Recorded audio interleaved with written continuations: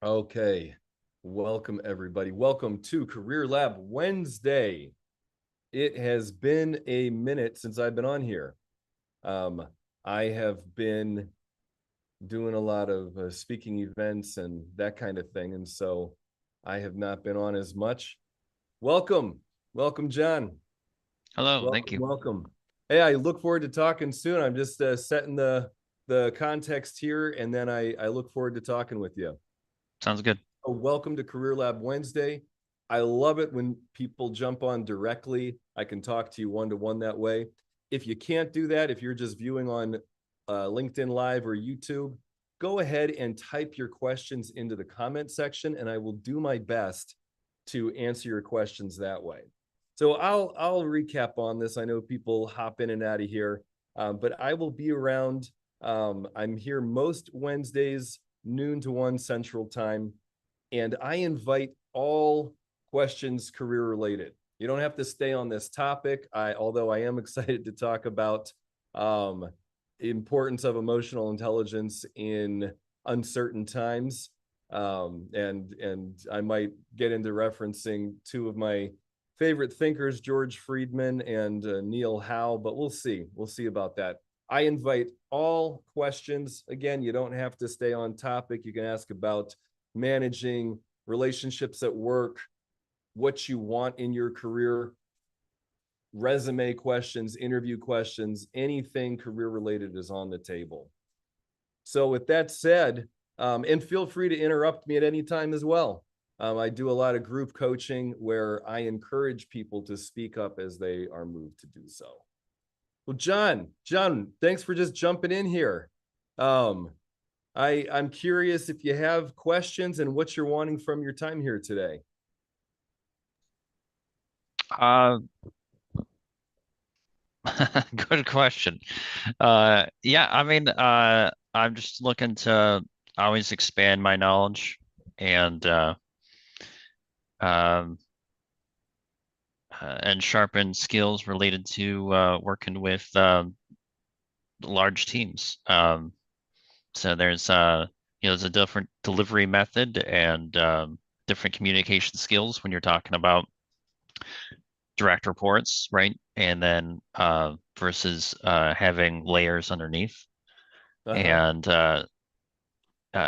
so that's probably for me an area of concentration is to improve getting my message down to the entire organization. Okay. How many people would you say you manage? Right now, it's like 10 people and with one layer below me, and then I guess actually a second layer below there, so two layers. Okay. And what is one thing that you're trying to what's one of your agenda items with your team? Uh, it's to ensure that everyone knows what our collective goal is at a strategy level, right? And what our priorities are. You're continually prioritizing every day, right? Mhm. In a fast-paced environment, and everyone is challenged then in an organization to understand what needs to be prioritized, right? So they do that which is needed first. So I think that's the important to make sure the message is clear and communicated to the group that what do we need to prioritize and what is our strategy, high level goals, so that they can align right their daily tasks to accomplishing those things. Okay, cool. Now do you have check-in points throughout the week? I do. Okay. Yep. So you got like one-on-ones usually is bi-weekly or weekly, um, and then there's monthly meetings. Okay. Any any specific challenges that you're noticing or things that you would like to improve?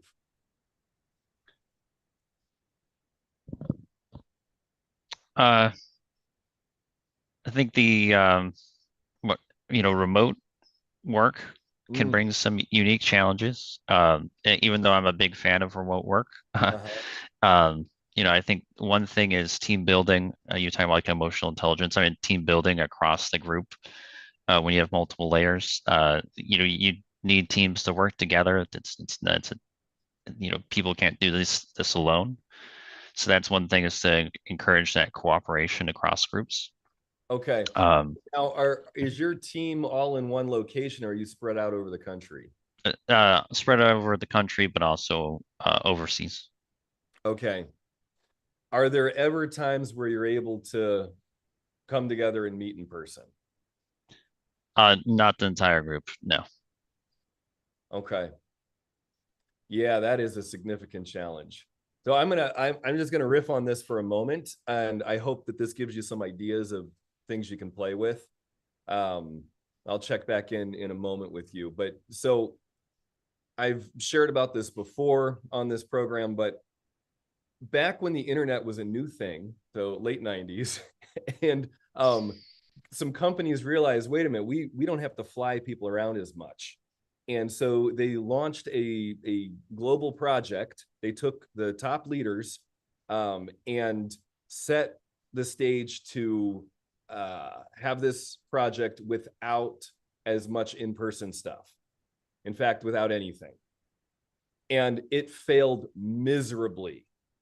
And these are like people who know what they're doing. They've done these tasks before. This is not new to them. And so 12 years of research later, with Daniel Goleman, who's the guy who coined the term emotional intelligence, basically what they found out was that our emotions are so incredibly important. It's our thoughts basically bubble up from our emotions. And if I don't have an emotional template of the person who I'm working on a project with, if I don't have a sense of them, I can get an email from them that's like, take this next step, and I will perseverate on that because I don't have the groundwork to make a decision that I'm used to making. And so they found that for these global projects, this is actually why Iceland has become such a hub for international business meetings.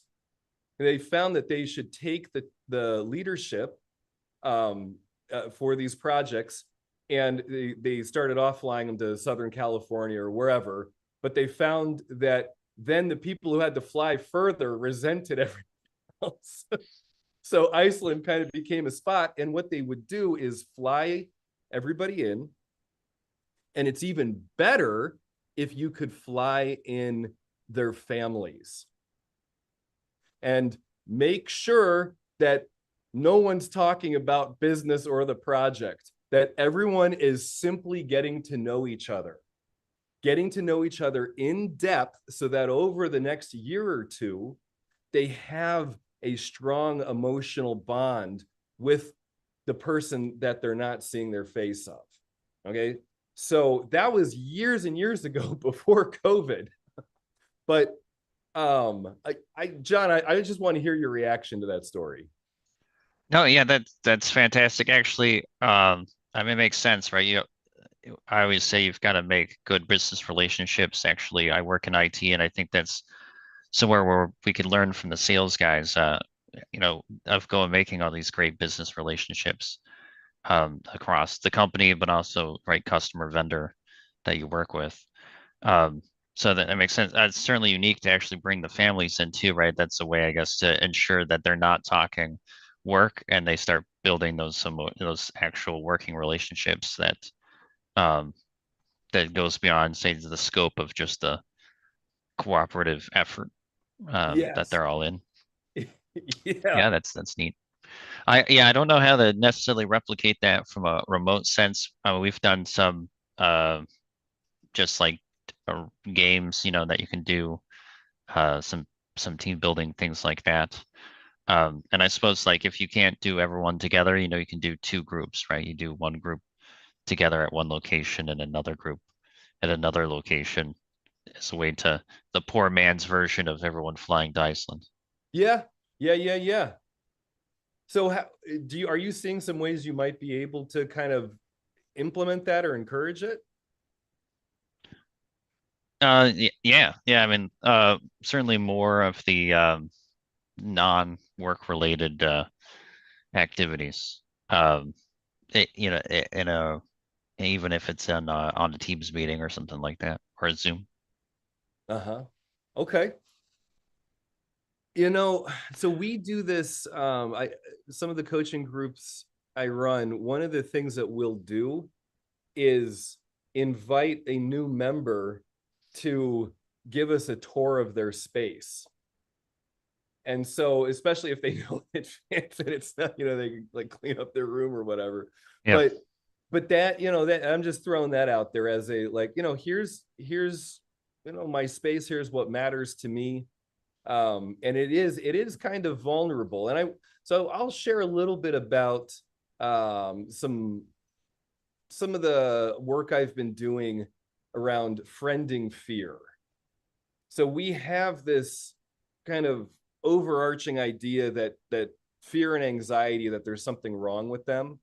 But if you look at history, it's incredibly important that we feel afraid, that we have anxiety about stuff. If we didn't, we would have been saber-toothed tiger food. I mean, we were, and we wouldn't have made it past Right. all kinds of things. So it's just part of the human experience is to have fear.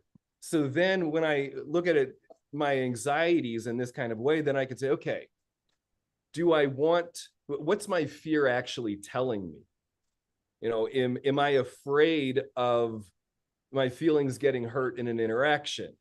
Okay, cool. Well, what can I do about that? So it gives me data. And I just did a speaking event with a bunch of accountants and CFOs, and the main point that I wanted them to understand was you need to be in touch with your fear to understand how terrified your clients are.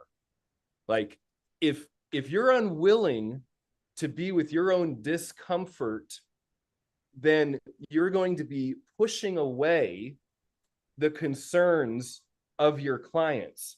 And your clients, it was with in the nonprofit sector, your clients are terrified right now. There's a lot of changes happening. And so to be in touch with your own fear is going to invite your clients to actually be with their fear and actually talk about what their concerns are in a more grounded way. And we've had this tendency to say, oh, I need to look like I have it all together. I need to demonstrate that if anyone's going to take me seriously. I'm like, no, your clients already understand that you understand money way better than they do. so that's you addressing your concerns with them is actually going to be what they need. So I went off on that tangent somehow from what we were talking about, but I wanted to also welcome L'Oreal. Good to see you here. And I'm sharing for you and anybody who's listening in. I invite questions at any point in time. You don't have to try to stay on the topic of using emotional intelligence in times of turbulence. Anything that's on your heart. We were just talking about how to manage remote teams and how to ensure that everybody's aligned and together. We're going to throw this in here. John, you're welcome to use this, and anybody is welcome to use this. There's a personality assessment with a 10-minute video that I created. It's similar to like all the other personality assessments out there, but I wanted to make it super streamlined that anybody could do. And the main point of it is to be able to look at other people and assess what their style is. So that I can say, when I was going to this Innovate 2025 with the accountants, I looked at their profiles ahead of time. I was like, oh, okay, I'm talking to a lot of analyzers. And that's going to mean, especially for me when I'm on stage, that if I don't see them smiling and like doing this kind of thing, okay, that doesn't mean there's anything wrong with me. It just means Right. that like that, okay, and I'm going to need to give more information. I'm going to speak analyzer style. And then there's also regulators. They want results. Okay, I'm going to focus on grounded results. Then I'm an energizer, so I like things that are exciting and fun. And so I need to learn how to contain that and communicate my message and be willing to answer more and more questions. And if historically, I would think that people asking me questions meant that meant there was something wrong with me or that they didn't believe me or whatever, just my own cha-cha. And then it's like, oh, great. No, this is wonderful. I'm getting asked a lot of questions, and that kind of allows me to relax into that and do a better job of speaking that language. So So, oh, sorry to interrupt. So oh, this is maybe like similar to a disc profile yep, where yeah. So yep, that's like I mean, that's definitely a strategy you're talking about, even having your whole team go through that, and then they all know each other, at least from that yes. perspective, right? And then those things can also be great because they'll even tell you where you can expect some kind of different approach, right? And then moderating your approach so that you don't create an issue with that with their approach. So, Absolutely. And even to and so I do trainings on this and stuff, but I also okay. just every client I work with, they take this quick thing so I can serve them better. And I encourage you Can we take it? use it, use I'd it love at your to. own will. I've had clients use it with their team at work. And so everybody knows what their style is. And they've even done things like in Zoom meetings where they'll put, John Fowler, analyzer cooperator, or I don't know whether you're a cooperator or regulator, but I'm just guessing here. Um, Would you mind uh, sharing it? oh, yes, I think we I'd love to shared take it it. in the chat. I think Jane shared the link. Yes. Thank you, Jane. Thank you. Yes. Go ahead and check it out in the chat if you can, L'Oreal. I'm trying to get my screen isn't cooperating here. I don't see the bottom of my screen. There it is. Thank you. Okay. Yeah, you got it. Got it. Yeah, feel free to take it and share it with your team. And so, you might then play around with it and say, we'll put it into our names when we're in Zoom meetings just to help learn other languages. And it's fun too because it's clear if I'm speaking to somebody who speaks Spanish or Bulgarian or whatever, like I get that, like Got it. I need to slow my it's a very obvious thing that I need to do something different to be able to communicate. So then if I can kind of get that sense with personality styles and say, oh, it's like that, like literally a regulator's not going to hear me when I'm just talking about how cool something is. or like, oh yeah, we've really got some potential in this area. It's Yeah, like, oh, what's the bottom line? Is it going to bring in more money? How is that? Oh, okay, let me speak that language. exactly. Yeah, yes. And then a big one, because there's a lot of cooperators. That's my secondary one is cooperator. And the cooperator is, I think, undervalued in our society. And the cooperator is like the glue that holds the teams together. Cooperator, if I like walk into a conference space and like somebody on the other side of the room like gets their feelings hurt, like I can cue into that. I can be like, oh, so I'm sensitive to feelings. And most cooperators will then judge themselves, and if they're taking an initiative, they will internally blame themselves first, which is like then tripping over their own feet. And so if a regulator can understand that and say, look, cooperator, I need your skills, and so I'm going to be paying attention to you and how you read the room. This is incredibly important to me. Then you can set up all kinds of powerful dynamics. So a lot of fun stuff in there. Well, I'm going to do a quick room reset. This is Career Lab Wednesday. I'm George Miller, your host, George Iceberg Miller. Well, it's not icy here in Chicago anymore, so I'm now pining for next winter. But I invite anybody to jump on, and any questions, you can type your questions into the comment section, or you can go ahead and jump in here. And I'm going to say a little bit about today's topic. When I was at Innovate 2025, Rob Clark made a comment during a panel discussion where people were like, what do we do during these times? I mean, Donald Trump is literally taking a chainsaw to the functioning of our government. And Rob said something that really hit me, was our country is an innovative country. This is not the first time that the United States has faced the kinds of challenges that we are facing now.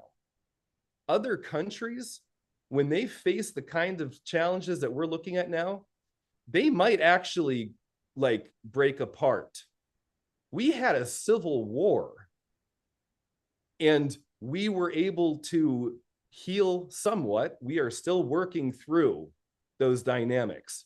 That civil war is not over yet, but we're still working through this stuff. But our country was designed on innovation. It was literally some brilliant dudes that were engineers and inventors, and they invented a country in a way that had never been designed before. And it's actually built into the system for these huge resets to occur. When you look back, it happens, the economic cycle happens every 50 years where there's a flip in that. Reagan was the last one, taking money and channeling it in for investment. And the institutional cycle was 80 years ago. That's the FDR times.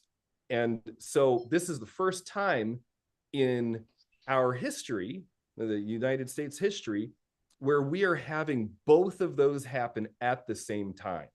So it makes sense that this is going to be a profoundly stirring time. On top of that, we are choosing to no longer be the police of the world. We will do that to some degree, but we're moving into outer space and less policing the oceans. And so we are going to turn the time. We are a nation that for most of our history looks inward. And it was only because we didn't want to be taken over by Russia after World War II that we set up this kind of strange system that we've had for the past 80 or so years. So we are going to be bringing what's it called?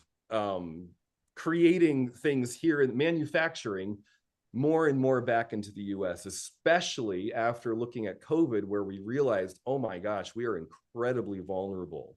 If China starts a war, if China implodes, if there's an earthquake, my goodness, we are incredibly vulnerable. So I don't necessarily like the wrecking ball approach that's happening right now. I don't think it's the best way to go about stuff.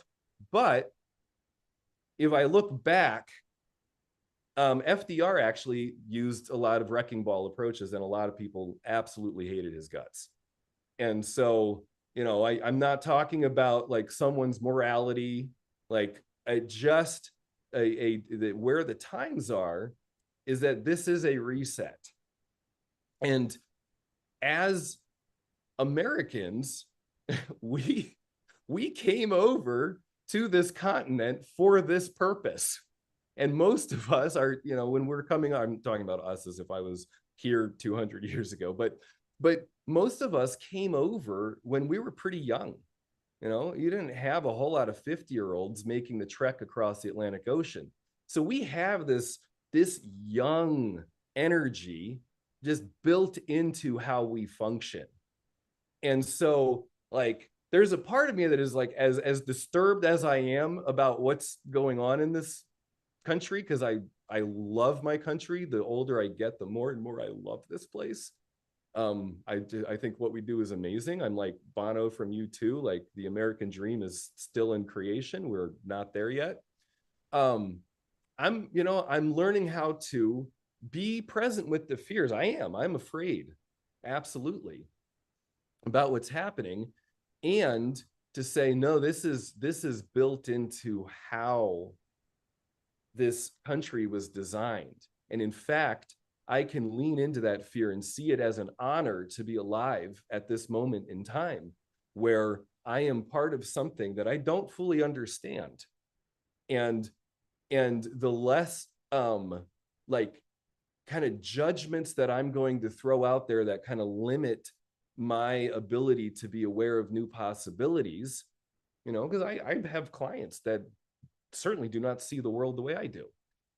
But by being with them in new ways, they blow my mind. And I open up to more possibilities and understandings of how complex this world is. So being present with the fear, see, so much of what happens when there's discord and like, oh, I need to be right, or what about this, is that I'm actually refusing to feel my anxiety about the present moment. I'm refusing to feel my own hurt and upset about stuff. And if I allow that to happen more, and I'll take a risk here, I'll refer back to 9/11, is,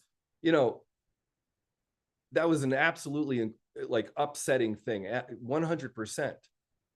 But if I could be with more of the fear and the hurt of looking at, oh my gosh, a bunch of people planned for years and years and years and found a weakness in our system, and they clearly want to do like what is it that they want? Like, what's really going on? Not saying that we wouldn't still, bomb the crap out of places and go get Osama bin Laden. Not saying that we wouldn't do that stuff, but that we would do it with a clearer head and a clearer understanding of other people, and understanding like, oh my gosh, yeah, we did change the world, and that's incredibly upsetting to people. And okay, how do we mitigate that?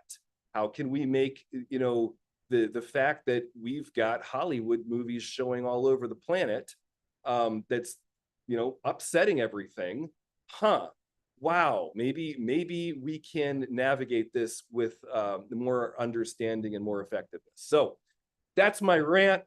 And again, I love taking all questions.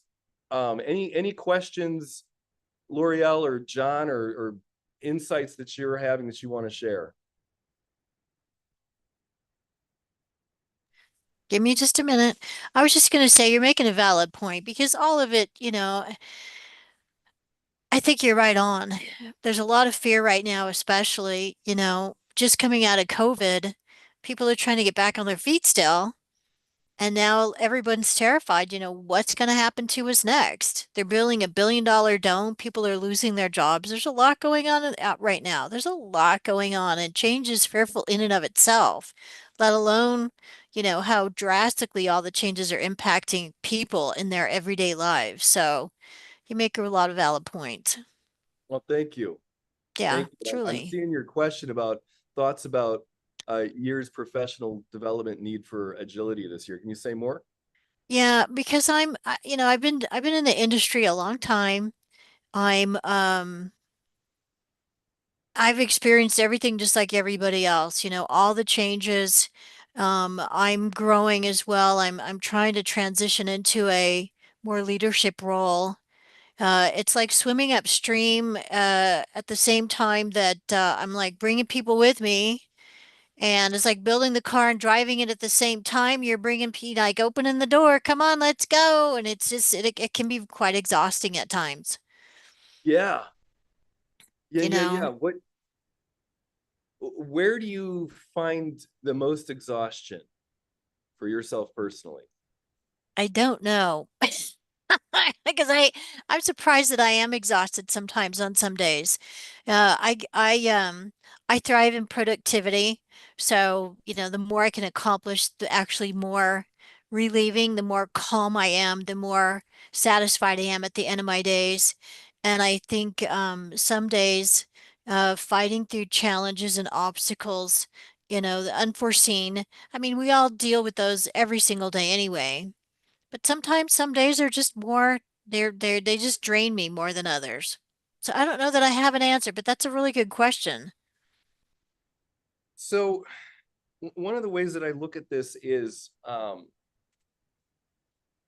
like if I'm going into new territory, let's say I'm going into the desert, I could pack a bunch of and what was that movie? It was that series 1833, where all the Germans get to some river, and the guide is like, yeah, you're not bringing your little mini piano on this journey. Like, if you start trying to take that stuff with you now, like, you're not going to make it. So I think about like going That's a into good point. new territory about, okay, what is the land actually? If I'm going to go into the desert, am I going to bring a huge amount of water with me so that like I don't die of Right. thirst? No, that's a Or good point. am I going to learn the terrain and learn that there's water in cactuses Yeah. and learn that I'm going to start traveling at night Yeah. and this kind of thing? And so I look at that, I make a jump then to emotions, because this is such a big deal. For whatever reason in our evolution, it has served the purpose for us to sever our connection to our emotions. There's research about how reading actually was a big part of this. In some of the Scandinavian countries, they're playing around with not getting their kids to read until after 7 or 8, Oh my God. and finding that they actually do quite wonderfully, because it's an abstract thing that severs the connection between the hemispheres. Hmm. Oh my God, if you ever want to trip out on this, The Alphabet versus the Goddess, very disturbing book. Never heard Um, of it. the whole idea is that every time you introduce the alphabet to a culture, they kill women. Wow. Yeah, it's an attack on the feminine every time, and Wow. there's actually a lot of evidence for it. And the positive thing the guy says in this is that he's like, I think that actually TV and the visual image is actually helping to create more balance.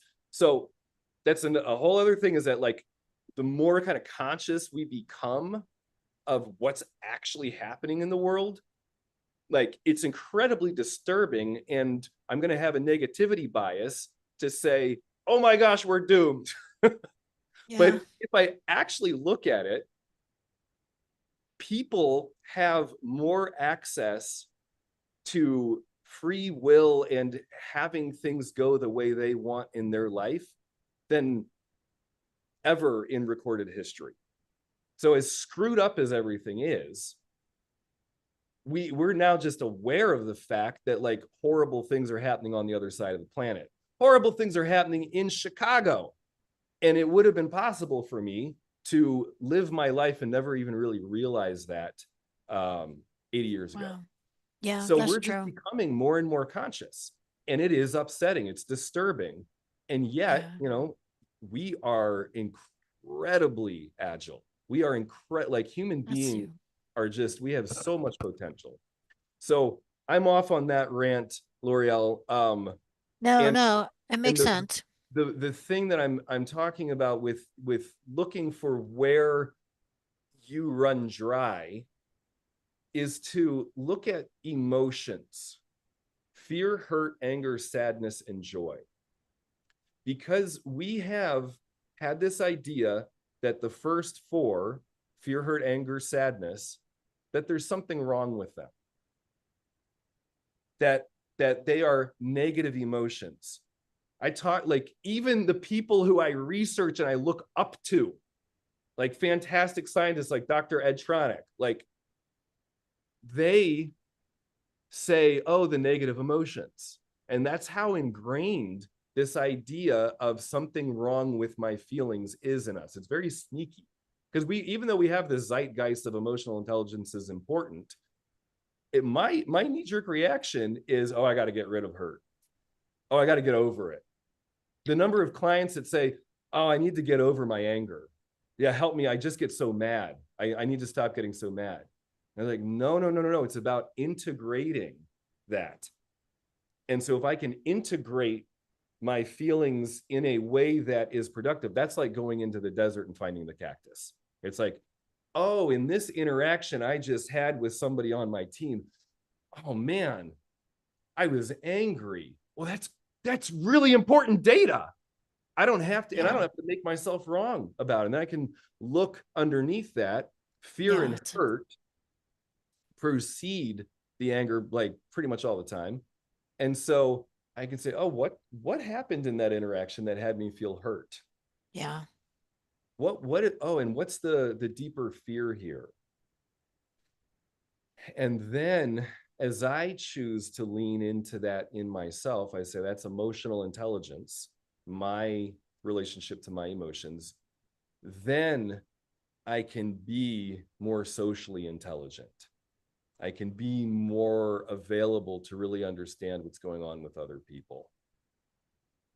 So L'Oreal, as I shared about that, are you making any connections for yourself in your? Oh yeah, absolutely. I lost my mom about in 2013.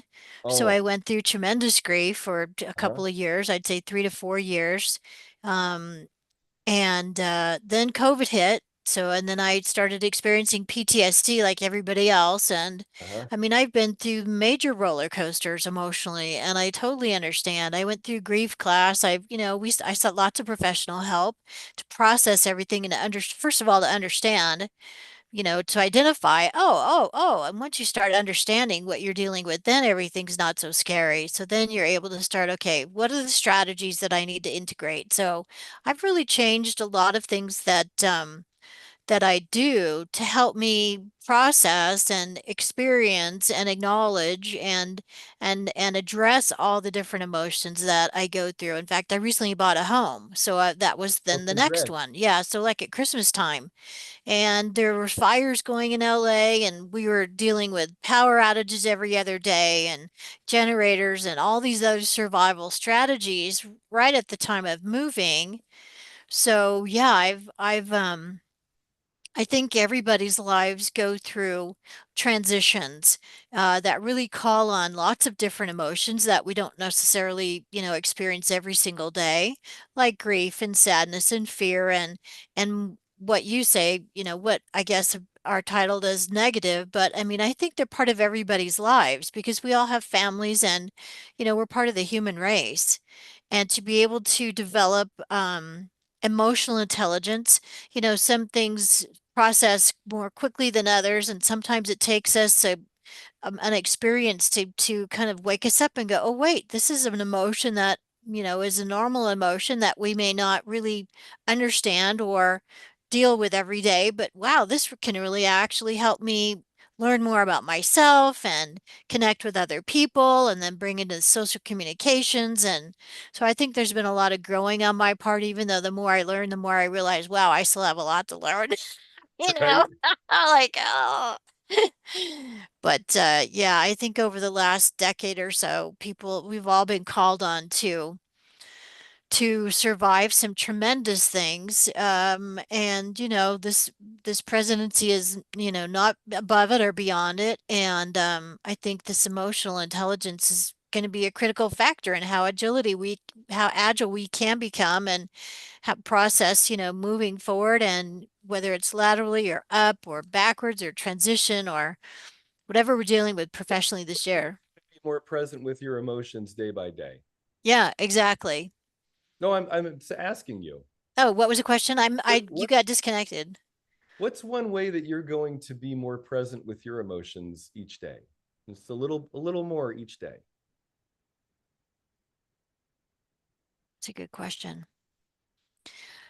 Well, right now I'm actually in the process of completing my own assessment meaning I'm reached out to a few leaders to help me provide some guidance and mentoring in this area and professional development areas. So this is going to be a year of introspection for me to uncover and discover gaps in my knowledge and my professional skills and abilities. And so every day I'm working with people. I'm asking for transparency. I'm looking for feedback that's going to help me grow. So I think, the different people that I meet and the people that I bring into my life this year are going to help me do that a little bit more every day and in baby steps and in some strategic planning. And I'm taking on some new clients as well. So I think because I want to grow this year. I've been surviving through a lot of these things for the last decade, and I'm kind of at the process I'm gathering my strength, and I would like to grow over this next year. So, Okay, so you want to move from surviving to thriving. and I've been doing a little bit of it in a lot of different ways with mindfulness, and I've been using calm apps, and I started exercise, and and the move itself was good because I was living close to where my mom used to live, and some things can actually continue to help, continue to encourage grief. And there's a point when we do have to let go, I think, the grieving process, meaning I'm never going to forget my mom. My whole entire office is in honor of my mom. She helped me get through school as a working adult. But Oh, wow. Yeah, yeah. yeah, I appreciate that. But I have to use the strength that I have now to move myself forward. So it's taken me a long time to get through all that, Uh, and acknowledge that, because the last thing we want to do is let go. And I don't mean, literally, I mean, she's gone, but I mean, emotionally, at a certain point, I need the emotions. I need to set some boundaries so that I can use the emotions I still have to move me forward and thrive. And that's what she wanted more for me. So, I mean, of course, it's healthy and it's good, but sometimes it's it's hard. It just uh-huh. is, you know. L'Oreal, I'd love to talk with you more about this if you're interested in a follow-up conversation. Yeah, Um, I'm open to it. let's set up a time to meet. There's I do one-on-one coaching, and I also have groups. And one of the benefits of the groups is that you get the practice in real time with other people of using your emotions in new ways, of changing your relationship by actually doing it with other live people. So it's very different than reading about it. Oh, of course, absolutely. It's always that bad application. Yeah, yeah. So, and I've been working remotely since 2006, 2007. So I've been in online environments. COVID, wasn't anything new to me. I'd already been doing it for 10 years. Okay. That being said, I've also had to include strategies to get out and socialize. So I actually Absolutely. deliberately, yeah, get out and drive to the grocery store every day, and I get out and do things. So it's, we've all had different things to get through and integrate and use as survival strategies and life strategies and different ways we want to move forward in our lives. So I'm open. I'm especially open this year. Cool, cool, cool. Yeah. Well, L'Oreal, I look forward to talking with you. My Thank you. Jane will reach Ditto. out and get us set up. Ditto. Thank you. Okay. Thanks. I got that. Thank you so much for joining in today. Oh, thank Um, you for the invite. you're welcome. You're welcome. I will be doing this again. I am doing these a little less because I'm getting more speaking Oops. events throughout the week, but would love to see you again, and I look forward to meeting with you one on one. Thank you, sir. I'm sorry I lost your picture. I just Oh, accepted good. the scheduling meet. Cool, cool. Well, for everybody who's joined in today, thank you so much for your attention. Any questions that you have, feel free to type them in. I'm going to be wrapping up now, but I want to invite you to next week's Career Lab Wednesday.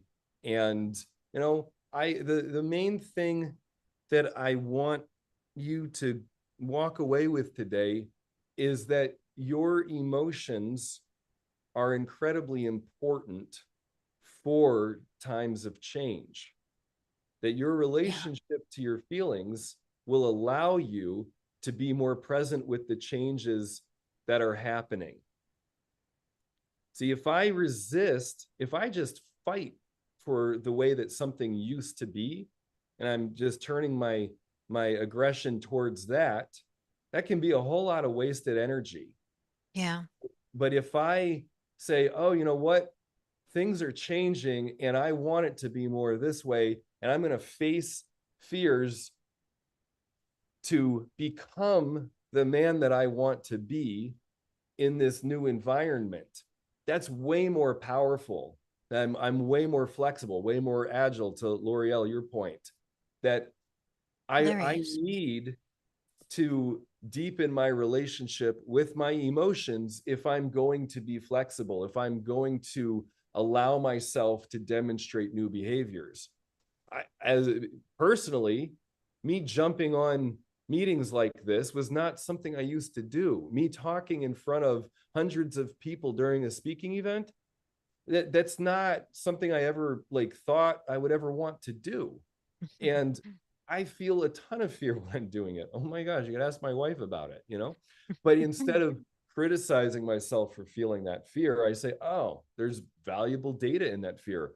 Oh, you know what? As a cooperator type, I really want to know the people as best as I can. So then that becomes the reason and the focal point for my research is I'm just going to get as good of a feel for the crowd that I'm talking to. I want to establish as much of an emotional connection before I'm even there. So I lean into that part. Some other people, that might not be as effective for them. Their fear might be telling them to do other things more, maybe to practice more, whatever. So developing your relationship with your fear is your doorway to life. It's through the anxiety, being with that life opens up to me, that joy and excitement happen, that I'm really able to make contact with other human beings. So take that with you into your week. Many blessings. Thanks again for joining in. L'Oreal, I look forward to talking with you soon. Take care.